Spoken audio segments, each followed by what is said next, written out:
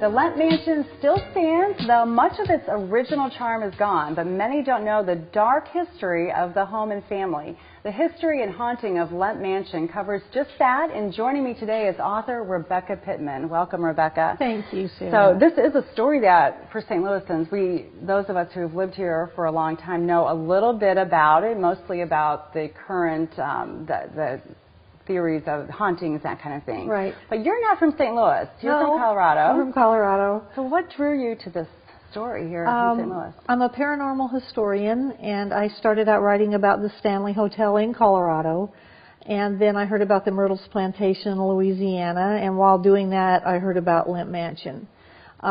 These are all in the top 10 most haunted places in the world. I'm doing Lizzie Borden next, so when I walked in there in 2012 into Lemp, it stole my heart. They have completely brought it back to life. It's like you can walk into the past. It's a restaurant and inn. You can spend the night where beer barons slept. It's just gorgeous. And you have spent the night there?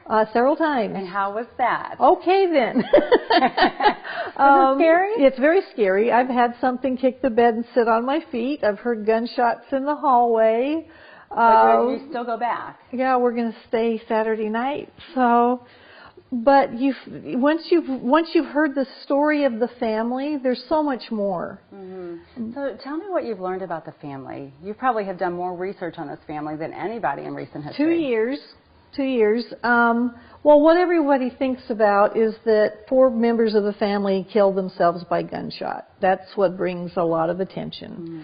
But they were so much more than that. There were 9 children, 8 of which survived childbirth, and they did amazing things. William Lemp, the father, broke every beer brewing record in history that still stands today. They were the first to deliver by plane. They were the first to deliver Go National by railway car, the first to have refrigeration.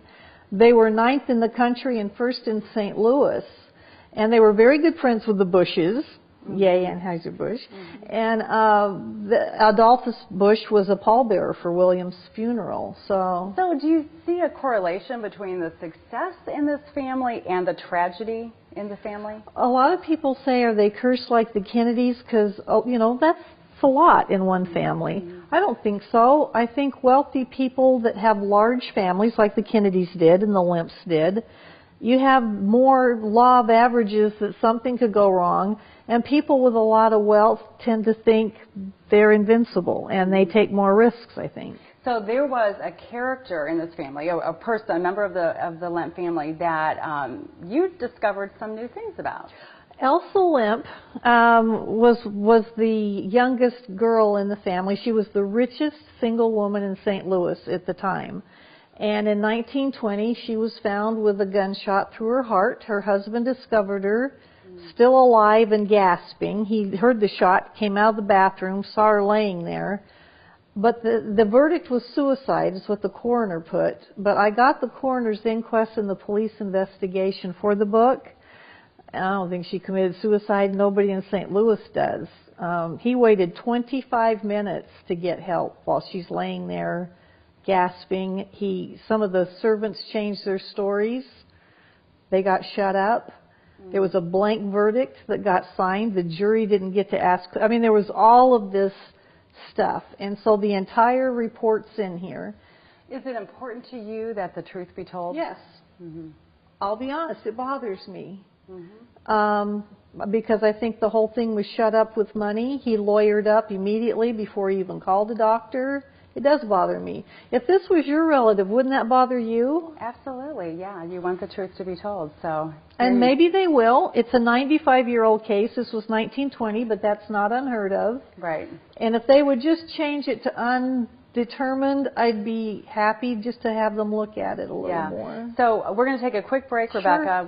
You've got 2 book signings this weekend. One tomorrow at Bellefontaine Cemetery. From 4 to 6. And on Sunday afternoon at the Lemp. From 1 to 4. All right, and we're going to be back in just a couple minutes to talk a little bit more about the history and haunting of Lemp Mansion after this break. Stay with us. Thanks.